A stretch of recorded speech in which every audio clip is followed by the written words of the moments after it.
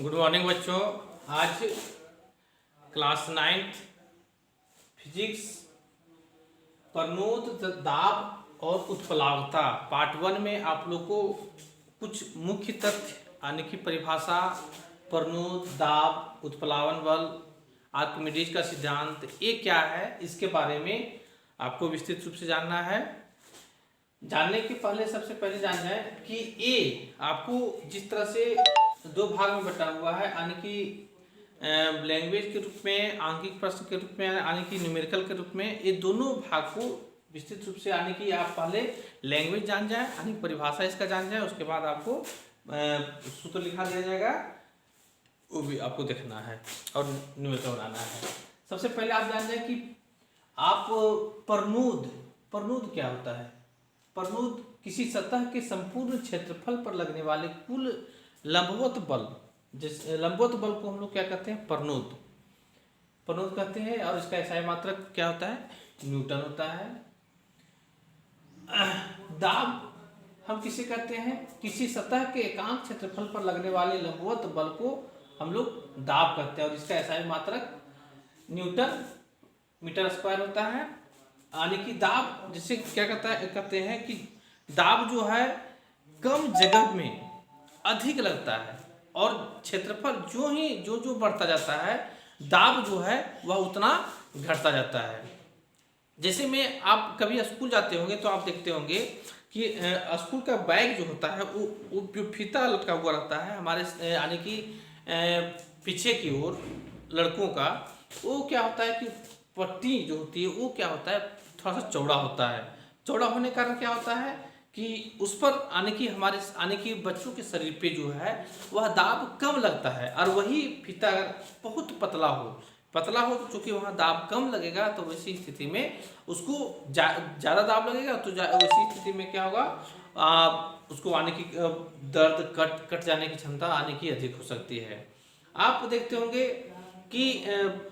एक बड़ा बड़ा तोप जो होता है, बहुत उसका जो यानी कि हजारों टन का होता है, उसके बाद भी वो क्या होता है कि बस नीचे की उसका जो आने की जो चक्का होता है, वो आप देखते होंगे कि बहुत कम आने की, थोड़ा क्षेत्रफल ज़्यादा होने के कारण क्या होता है, वह आसानी से यहाँ से वहाँ तक चल देता है। आगे है हम लोग घनत्व क्या है, किसी वस्तु के एकांक आयतन की मात्रा को घनत्व कहते हैं। इसका ऐसा मात्रा किलोग्राम प्रति घन मीटर होता है। घनत्व कभी कभी आप देखे होंगे कि पानी के ऊपर जो है वह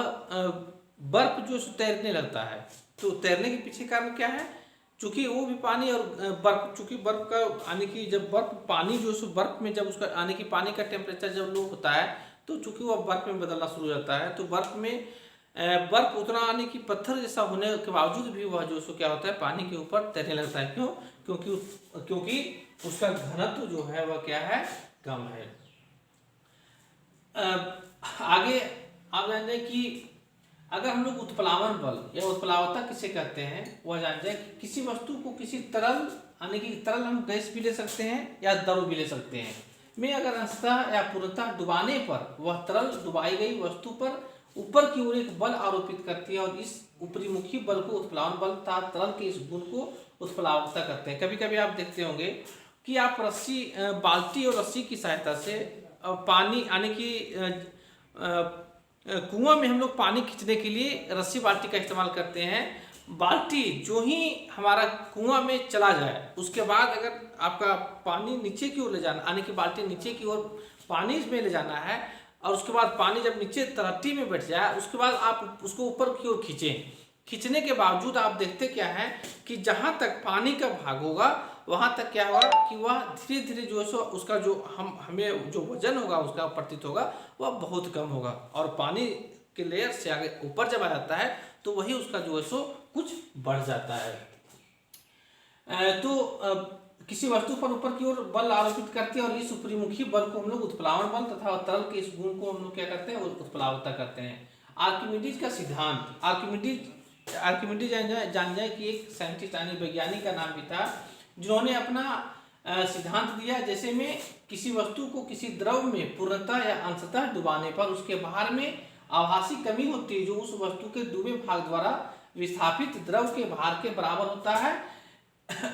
होता है उसे हम लोग क्या कहते हैं, आर्किमिडीज का सिद्धांत। जिससे में ये आर्किमिडीज जो थे वो क्या हुआ कि एक बार वो आने की टब में आने की स्नान करने के लिए, बड़े बड़े घरों में क्या होता है कि टब होता है जो जहाँ पे